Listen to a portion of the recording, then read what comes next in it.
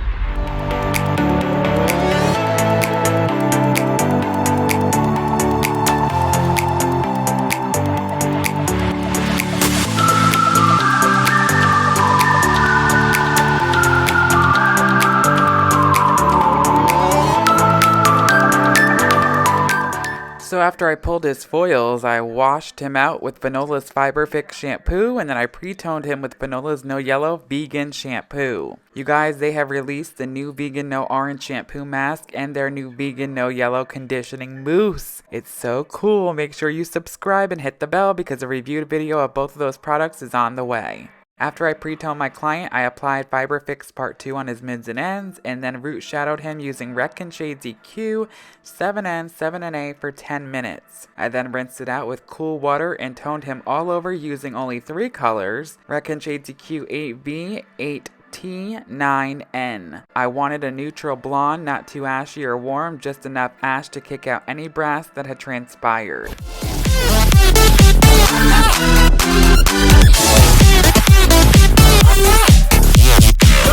When it comes to toning a man, I feel most of us overdo it. Remember, less is best, 2 to 3 colors for the toner tops. We want to keep it simple, effortless, and not overdo it for a male. I let him tone for about 5 minutes, then conditioned, and then cut and styled him, and we were done. Cool thing about Shades EQ is that you don't need to shampoo again afterwards because it lathers just like shampoo. There is an ingredient inside of Shades EQ that has something to do with the lather, and it acts as a shampoo agent.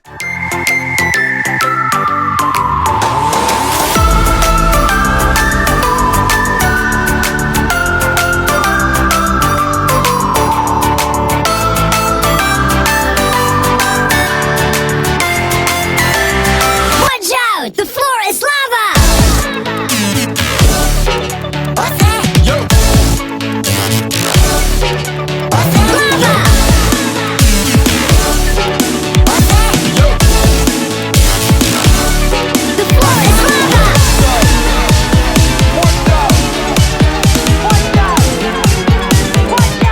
Alright guys, another one is in the history books. His hair came out gorgeous. Let me know down below what you think. Remember to leave video ideas down there yonder in the comment section below. Like, share, and subscribe. Constructive criticism is always welcome. And until next time, so long for now.